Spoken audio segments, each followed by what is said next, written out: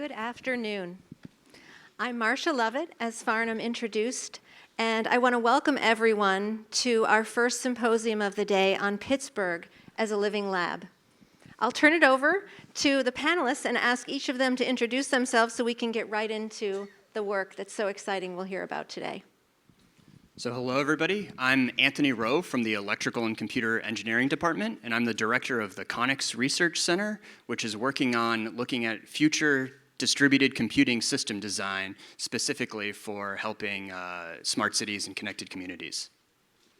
Good afternoon, I'm Illah Nourbakhsh. I am K. and L. Gates Professor of Ethics and Computational Technologies in the Robotics Institute, and I'm at the CREATE Lab, and CREATE stands for Community Robotics, Education and Technology Empowerment. Hi, I'm Mary Lou Arscott. I'm an architect and an educator. I'm a studio professor and associate head of the School of Architecture in CMU, and I'm going to talk about a project that I've been co-directing called Night Owl Bakers, and I'm working with Christian Hughes, who is faculty in the School of Design. Hi, I'm Wes Pegden. I'm an associate professor in the math department, and one area of my research is using mathematics to rigorously identify gerrymandered political districtings. That is, to distinguish districtings which have been intentionally drawn with partisan bias from those which have some partisan bias, which just arises naturally from the political geography of the state. And I'm Marsha Lovett. I'm going to focus on my role directing the Eberly Center, which is Carnegie Mellon's Teaching and EdTech Center, where we're working with colleagues across campus to transform teaching with machine learning.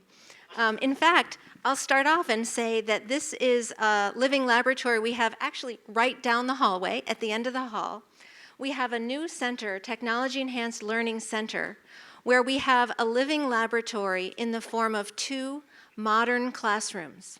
Now, if you should walk down the hall later this afternoon and you look at those classrooms, you'll see that they are pretty fancy. They have modern, flexible furniture that makes it easy to move around and switch from a lecture mode to small group interaction to collaborative learning in mere moments. They have interactive displays on the walls and plenty of whiteboards. We really went a little crazy on the whiteboards. But what most visitors see when they walk into the room are the features I just mentioned, and none of those are what make them so special and exciting to me. You have to look up when you get to these classrooms and see that what we have in the ceiling is a pipe grid onto which cameras, microphones, and other sensors can be placed so that we can actually study the learning and teaching that's going on here at Carnegie Mellon. So I like to think of them as instrumented classrooms. Instead of when I was a graduate student studying learning in the psychology laboratory, which is not real learning in real classrooms, we're actually bringing that instrumentation to actual Carnegie Mellon classes. And in fact, we have several that are being taught there this semester. One thing that's really exciting about this to me is every day I see Carnegie Mellon faculty member working with my colleagues at the Eberly Center, transforming teaching, identifying new ways to create learning experiences for their students. And Farnam said in his remarks this morning that we really are innovating and transforming higher education. Innovation is great, but sometimes we have to recognize that our innovations may or may not work. So the idea of these instrumented classrooms is to really promote educational innovation with iteration, so that we can ask our colleagues to dream their biggest dreams, try it out, and then we'll help them, work with them, collect data on how students are learning, how they're engaged, how they're transferring what they learned, and what behaviors in the classroom and outside are actually contributing to the best for our students. And the data that we're collecting in these living labs is a key part of that. But that's a focus on campus. My colleagues and I also are making a big impact in the community, so maybe Anthony would like to talk about that and your Sure, work. thanks Marsha. So a lot of the work that I do is in sort of smart and connected communities, and one of the key challenges to enabling smart and connected communities is making sure that we have easy to use, accessible, and secure access to sensors and wireless connectivity pervasively across an environment. And so there's one thing to be said about designing a single sensor that you can build that does one particular purpose, but it's a totally different beast to actually have thousands of these sensors that you distribute across a city that have to collect data at scale, that push this information back to analytics. This basically requires expertise in hardware design, wireless communication, data storage, analytics driven by AI and machine learning. These are all things that you find readily available on CMU's campus. And so this is an absolutely fantastic environment to be working on that. So one of the projects that I've been working on is deploying low-cost, low-power, wide-area sensor networks across the community. So actually, if you go back to the previous slide, if you can. This is a picture where we've deployed a bunch of different gateways that sit on top of buildings on campus. And the idea is, unlike wireless networks like Wi-Fi in a building where you need hundreds of them to cover a building, one of these devices actually covers a couple of city blocks. And instead of supporting high data rate things like cell phones, they're designed for these low power IoT devices that basically sense information from the environment and then can push very low data rate back to a central thing. So the idea is that we can use these for a whole bunch of different types of applications. So one of the applications, picture in the next slide, is looking at predictive and preventative maintenance as well as monitoring of infrastructure around the city. So this is actually a picture of the Liberty Bridges, which a year ago actually caught on fire. And so the question is, how can we actually tell if these bridge structures are safe anymore? And so the way people typically do that is they go up and they measure specific points on the bridge and they take spot samples and they try to estimate the structural integrity. So what some students at CMU are able to do is actually create sensors that can do this continuously over long periods of time that are very easy to install, and they can communicate back using this wireless infrastructure we created. Another example of a project that I've been closely collaborating with Professor Mario Burgess in the civil engineering department, so if you can go to the next slide, is actually on tracking and monitoring the flow of people in and out of spaces on campus. And so the idea here is if we can estimate where people are moving and how they're utilizing the space, we can do things like adjust the heating and cooling to save energy, we can increase comfort, we can make sure that we're utilizing resources. Another example of a project that I've been working on, again with Mario, is actually on retrofitting old-fashioned electric heaters that you might find in commercial spaces around campus as well as in residential areas, where we can make them smarter so they can actually act as a ballast for the smart grid. And again, all of this is because we're able to tie physical information to sensors, collect that information, process it. The last project that I want to talk about, which is kind of new to the group in the center that I'm running, is actually on doing hyper-precise indoor localization in spaces, so being able to very precisely track assets in phones in the same way GPS does outside, but only inside buildings. And we're working on a project actually now with the Pittsburgh Science Center where we can accurately track the phone enough that we can project digital content in fixed place in the environment. So this is called mobile augmented reality. And the idea here is that we could have, for example, kids and parents having a tour around a museum or a facility, or you could imagine, the slightly less glamorous version of this would be looking at facility maintenance information in a machine room or a mechanical room on campus. So lots of really interesting activity that we think can leverage all of this highly available communication and sensory information. And I actually know that Illah has also been working a fair bit on sensing and sensor processing, so maybe I'll turn it over to him. Thank you, Anthony. Fantastic. So I'm going to talk to you a little bit about empowerment and tell you a story of empowerment. But to start, we live in an age of data and information. And this part's really important. Information typically is part of a power negotiation. It's part of how one group of people derives power against others and creates subaltern groups.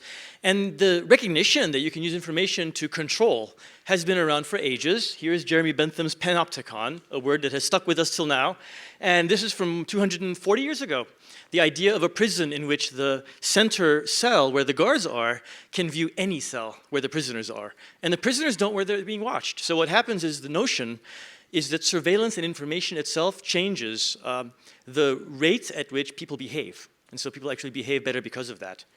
And we're right off to the next slide already. This slide is actually remarking on the fact that, in fact, this idea of surveillance changing human behavior is, of course, rife around us. We have surveillance cameras all over cities, like London and even Pittsburgh, some 300, 400,000 now in most of the major cities around the world at least. And it has had a big impact on people. But the power structures behind those have been that those in power, those with money and influence, have used these systems to control. What the Create Lab has done and asked the question, can we use information to empower individual community members and community action groups in such a way that they can make the world a better place? And that's really what I want to talk to you about. And there's one particular issue in which I'm going to give you my narrative about Pittsburgh, which is air pollution. And this next picture is something that you're all familiar with. It's the disaster we have around the world from industrialization of air pollution, which causes early death, it causes cardiovascular disease and asthma everywhere. But it causes these very same things in Pittsburgh. And so we can treat Pittsburgh as a local laboratory to think about power and the ways in which we can invert data and power relationships. So this next picture is what you'd like Pittsburgh to look like. And it does look like this, about 80 days a year. But what it looks like the rest of the time is the next picture. And the difference between those is stark, and that's why we have some city schools that have the highest asthma rates in the entire state of Pennsylvania, even though we're much smaller than Philadelphia, which is really depressing. So what we did with surveillance here is we turned the question of information topsy-turvy by empowering local community advocacy groups to own information and to become privileged through information. So using Carnegie Mellon Create Lab technologies, we created networks of cameras that could see the individual smoke. Go ahead, Frank. In this next picture, we used computer vision algorithms to have cameras installed by citizenry into their attics that actually detected every illegal smoke plume in the city and detected and recorded those. And then we conglomerated those together, you can go to the next one, and created about 1,500 of these per week. 1,500 illegal violations in the Coke factory in Shenango in Neville Island that the community created, that the community owned, and then the community created with us a website, on the next slide, where on this website it put together not only the illegal plumes with visual evidence that the community owned, but their own stories about asthma, their own stories about emergency room entries, and wind direction and federal government sensors on air quality, and their own locally installed air quality sensors from the Create Lab. So altogether, the website created a living document with so much compelling visual evidence that the coordinator for the EPA was compelled to come out here and listen to the community talk about the health effects they have because of the local coke processing plant. And I'm going to leave the punchline for my next part. So while you think about where this all went and what impact it had, I'm happy to introduce Mary Lou, who's one of my heroes because she's been doing really careful work on community co-participatory design with technology. Thanks. Illah's been a leading light and a real example to me on how you can activate a community and give a community some empowerment from the ground up. So the work that I've been doing with Kristen Hughes really is a collaborative effort which spreads beyond the CMU collaborations, right into the ecosystem of Pittsburgh. And I think that we have to, give incredible thanks to the foundations that have very slowly supported small initiatives that we've been making over several years. The Heinz Endowment gave us a seed fund to plant seeds. We did a summer of growing on vertical surfaces to experiment with vegetable growth in Pittsburgh, in the city. And then we've had a kind of evolution of an idea of community action with the community. So in conversation, we have developed the idea of a bakery as a commercial core to become a training place for young adults to begin to gain 21st century skills. So this has then engaged many other fund applications. We seem to do nothing but write grant applications. The Fisher Fund have supported the furniture that goes into our teaching bakery. The People's Gas Company have funded the artisanal oven that will go into our bakery. Action Housing have stepped in to help us find a building to rent and potentially buy. And the Hillman Foundation, who've been fantastic, are supporting the fit out to that building. So all these complicated pieces that are part of the power structure are working in dialogue with the evolution of a story with the community. So we've done a lot of work on the ground, literally in the mud, in a building and a space that is totally derelict, having conversations, because time is needed to develop the ideas. Change happens slowly. We don't, I'm British, so what do I know? Kristen has been living in friendship on the borders of Friendship and Garfield for about 15 years and started an amazing community garden called the Octopus Garden. And that it was from that garden that we then began to talk about the idea of more complex relationships between people. Why couldn't there be a bicycle repair shop and Robotny side by side? So the really far-reaching, innovative and exciting projects might be alongside things that are very simple, growing a few tomatoes. And in all of those things, there are beginnings to be connections for people who don't have the access. Poverty is concentrated. Barriers are there. We are trying to find ways of breaking through those structural barriers. And I think through the conversations, we have decided that we should experiment with a new way of teaching, which is taking big issues as well as very prosaic and simple ideas in parallel. So we're developing a 9-month training course for young adults who might learn baking skills, kitchen safety, all those things, but also might learn a lot about themselves, about society, about how they might be able to engage in a society with greater power. All the ideas about sensing and being in charge of your understanding is there available. And if we can use this paralleling of the simplest activity with the most profound and complex society that we live in, we have a chance of making some big change. So whilst you're kneading your bread, that's a place for conversation. In the complementary side of the training, there is a chance to write a poem, think about yourself, understand where you sit in society. So there's never a kind of subject matter that becomes part of the training that isn't complemented by the larger idea. Ingredients come from somewhere.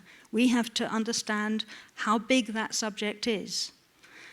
So that's the educational idea that we're working through, and it's going to be thrilling. Element of experimentation and partnership that you talked about there.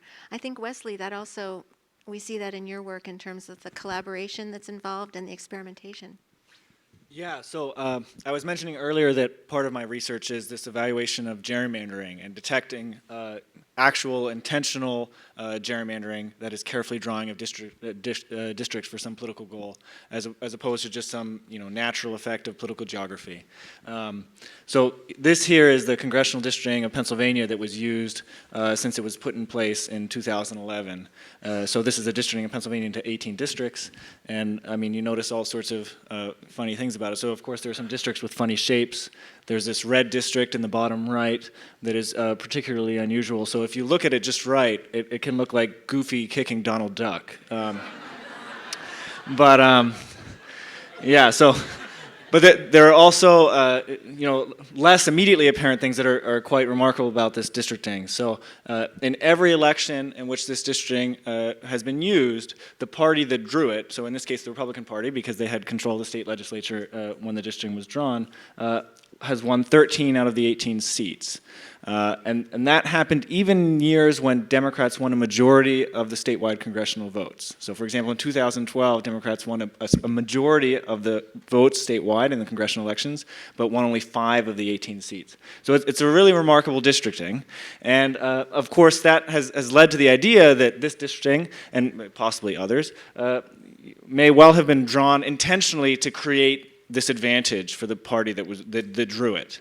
And okay, I mean, when you look at this districting, somehow that seems very natural, to suspect. And I mean, one important question, though, is how we can develop a rigorous way of evaluating this and distinguishing intentional drawing of districtings like this from things that just arise sort of by accident. Because one thing that's not obvious, but is true, is that if you just haphazardly district Pennsylvania into 18 districts, you can easily get a districting that favors the Republicans by some margin, just because the political geography of Democrats and Republicans are not the same, right? So Democrats are clustered in cities, much more actually than the Republicans are dominant in rural areas. So for example, the most Democratic part of a state is always more Democrat, or almost always more Democrat than the most Republican part of a state.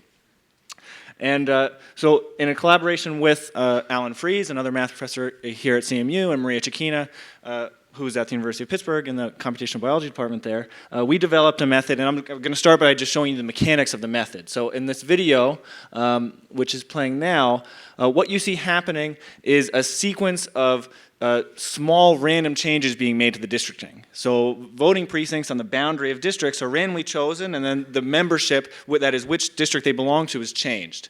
And so over time, the districting is slowly evolving, right? So, you know, if you saw Goofy kicking Donald Duck before, eventually Goofy's going to lose his nose here, and then eventually his ears, and, you know, just slowly he's going to morph into something else completely, right? And no longer owned by Disney.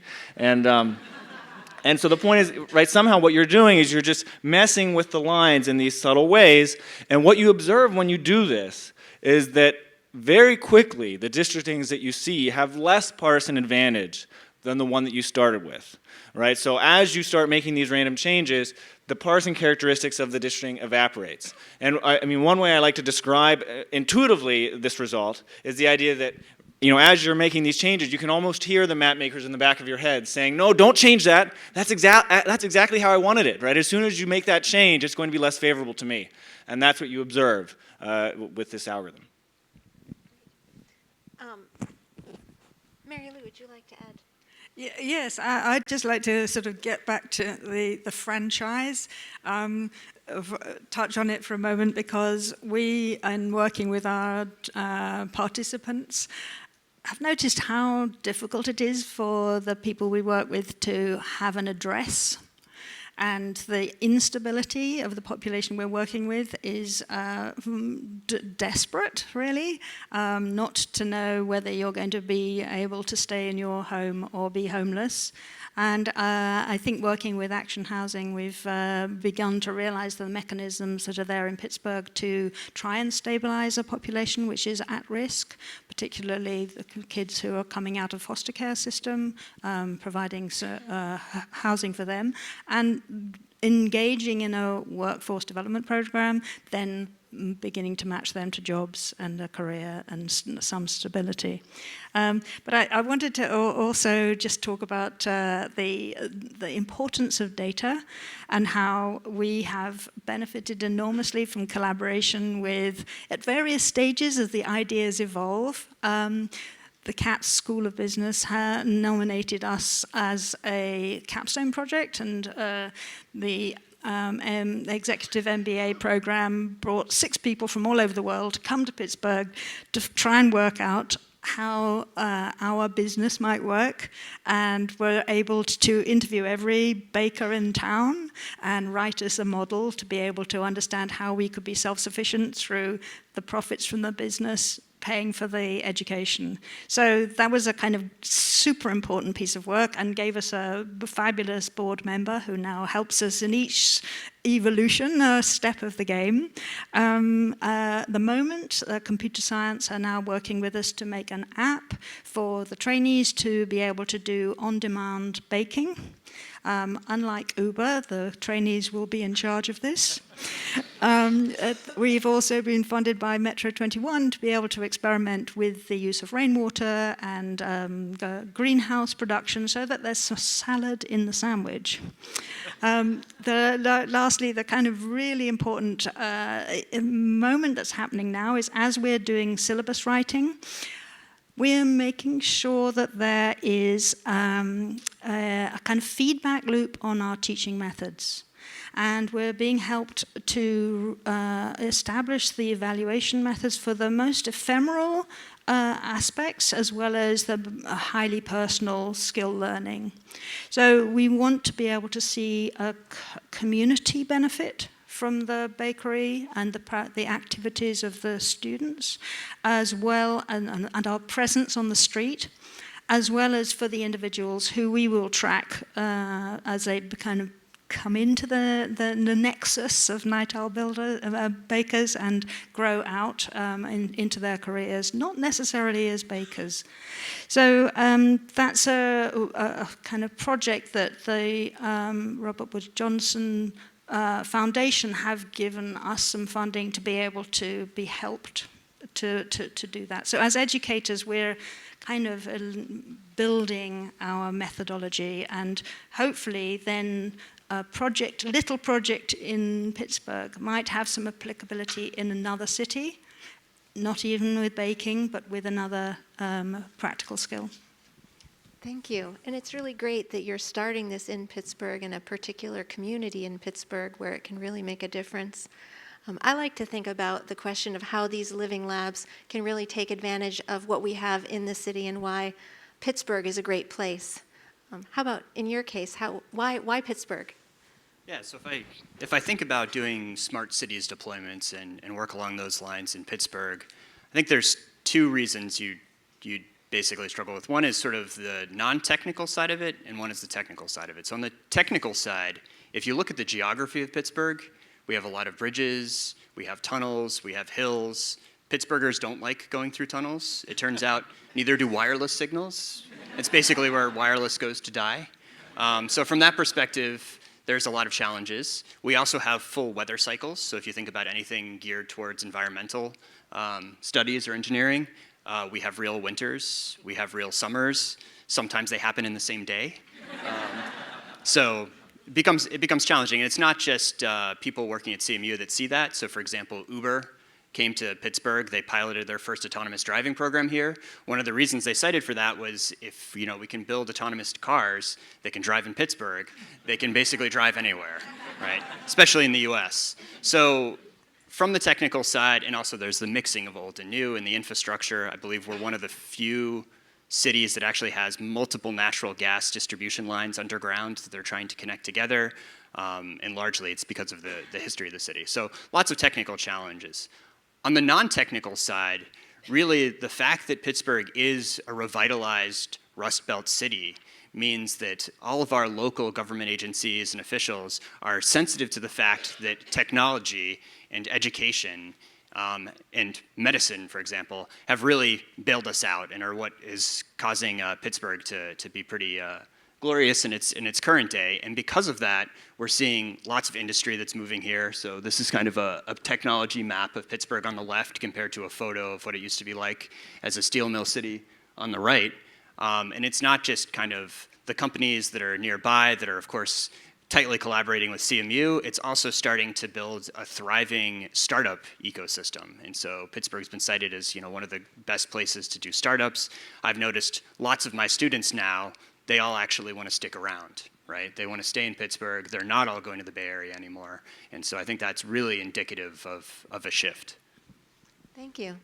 In the case of our living lab down the hall where we're studying teaching and learning processes, I think for me the connection to Pittsburgh is that you may not know it, but Pittsburgh, Carnegie Mellon, and the other universities in the region are really the home and the birthplace of the field of learning science.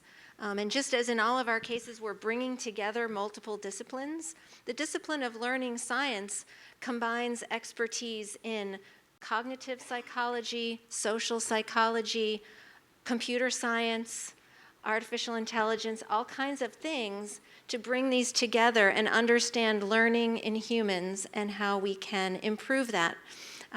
In fact, Herb Simon, who was one of our university faculty members, also a Carnegie Mellon Nobel laureate, was one of the founders of this field. And his work here has inspired a lot of what Carnegie Mellon has done in this space to really be thinking about the science of learning, but as Herb always said, to make that part of our activity in the university as well. One thing that Herb is especially famous for saying among my colleagues here is that teaching should not be a solo sport, but rather we should bring the collaborative and research skills that we bring to the scholarly and creative parts of our work to our teaching as well. And so I think that's really a great historical Pittsburgh foundation on which we build.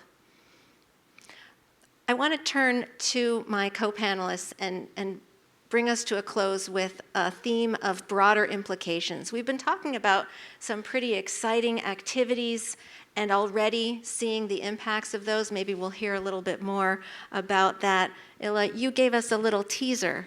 Could you conclude your story and broader implications? With pleasure. I told you an air quality story, and the challenge is to convey to you what does that actually feel like for a world-class university to reach into a community at risk here. Now, air quality is a hyper-local issue that's global, but everywhere you look, it's hyper-local.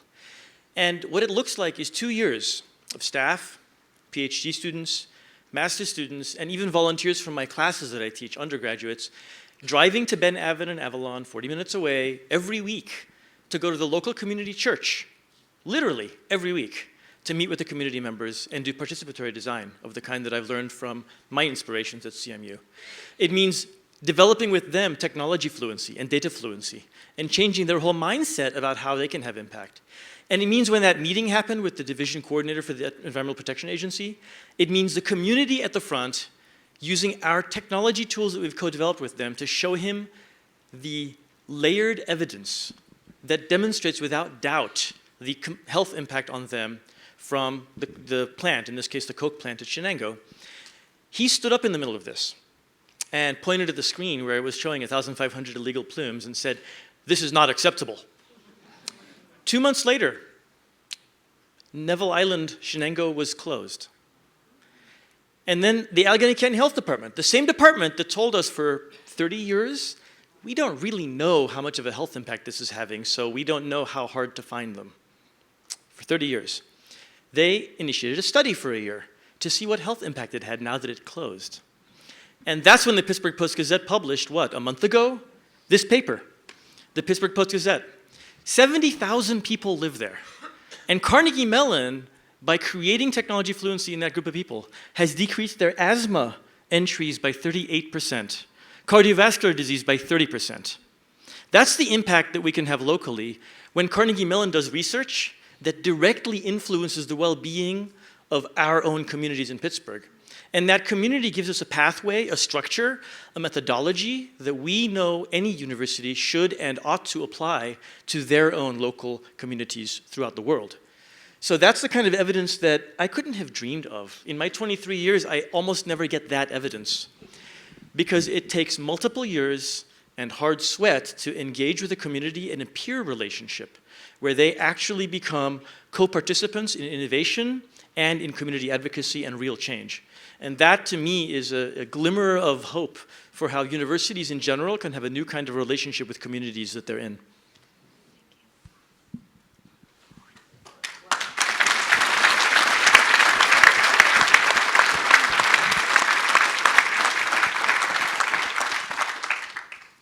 Yeah, so I'm going to take us back to Pennsylvania, zooming out just a little bit. So I mentioned that this was the Congressional Districting of Pennsylvania since 2011. But now there's a new district of Pennsylvania, so this is the next slide. So this is now the Congressional Districting of Pennsylvania, and that's because there was a lawsuit brought by the League of Women Voters against the Commonwealth of Pennsylvania just this past year. So I was an expert witness in this case. The trial was in December, and then the decisions came down in early 2018. And the Pennsylvania Supreme Court ordered the districting redrawn by a nonpartisan outsider. The question is, so I described this procedure before that we use to evaluate a districting. And how can we make this procedure a rigorous tool that can be used by a court to reliably and rigorously tell when a districting was actually drawn with intent and when it wasn't. And so remember, I described this procedure where we make these random changes and we see that the partisanship of the districting evaporates. And already that's this strong intuitive evidence that something was done on purpose, right? As soon as you change the lines, this partisanship that was optimized disappears. But remember, I described before this interesting issue, which is that even a haphazardly drawn districting, one drawn without intent, can have an advantage for one political party just because of political geography. So if your test for gerrymandering was, is the election result surprising, right? That sounds like a reasonable test at first glance. But it's not a reasonable test for establishing intent, because a districting drawn without intent can still fail the test. So the question you have to ask when going to a court and saying you can trust what we're saying is, can the test that you're proposing also give you the wrong answer? That is, could a districting drawn without intent fail our test? Is it possible that a typical districting of an unusual state with some unusual political geography that we don't understand could tend to fail our test? So what we're asking there is, could it be that people are laid out in Pennsylvania in such an unusual way that when I take a typical districting of the state, I get a districting which not only has a strong advantage for one political party, but has an advantage that evaporates when I start making small random changes to it? Okay, and this sounds like it's a question about where people live in the state. And remember, I said I'm from the math department, so I have no idea where people live in the state. Right? We can ask these other people where they live. I don't know, okay? So the way we address that question through mathematics is that we proved a theorem, which says in a very general setting, so, sort of stripping out the technical terms, the theorem says that if I start with the typical object in a very general sense, a sequence of random changes made to the typical object will never tend to change the object in a consistent way. So if I start with a truly typical thing, random changes, of course, can change the object. Maybe I always get something different, but not in a consistent way, which is exactly what we saw with this districting, right? We started with a districting, we made a sequence of random changes, and the districting got consistently less favorable to the political party that drew it. And our theorem then gives us a way of quantifying exactly how unlikely that is. So we can tell the court the chance of this happening for typical districting in Pennsylvania is 1 in 10,000, right? We can give rigorous, quantifiable answers to how likely this is to happen just by accident in a way that then you can use that to make a rigorous conclusion about what you know. And okay, so let me turn back to Marsha. Yeah. Okay.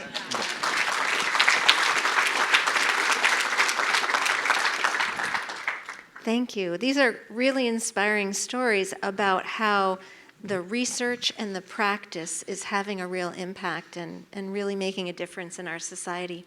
I wanted to pick up on one final theme that we've heard, and it's sort of the use of data and leveraging data for good. We are in a really exciting time where data is available and we can collect data for a variety of uses. I wanted to share a little bit about how we see that data being powerful and enhancing education here at CMU.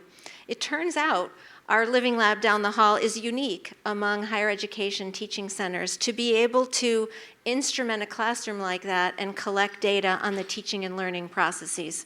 Here's just one scenario.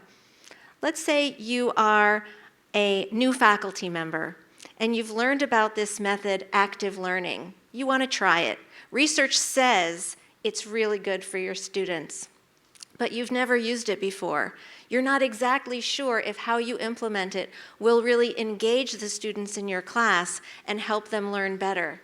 Well, what you can do by coming to the Teaching and Learning Laboratory down the hall is actually experiment with that new technique with the support of my colleagues around you, but then get the data in a very tight loop to learn how were your teaching moves received.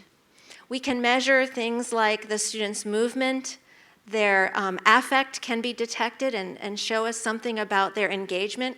We can record pauses. So one thing that may naturally happen is a faculty member may think they are giving a lot of time for students' active involvement, but we do have a tendency to pontificate. So this kind of data can be really great feedback to us all as faculty that actually, Marsha, you spoke for 25 minutes straight, or something like that.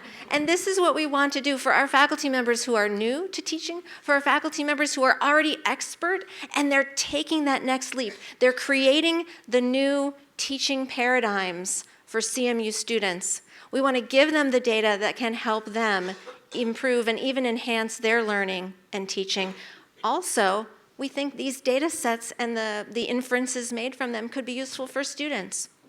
Farnam mentioned the idea that we want to make the educational experience more personalized here at CMU, and we really value the power that this data could provide to our own students.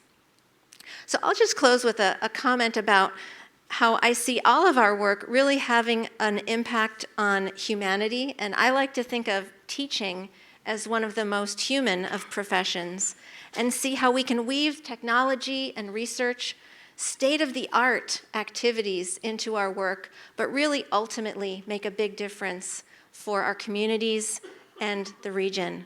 I think this has been so wonderful. Thank you to our panelists. Thank you to all of the audience members for being here with us. And with that, I will close this panel and ask you to take a brief break. And at promptly 2:45, that is after about 15 minutes, we will pick up again for our second symposium of this great inauguration day. Thank you all.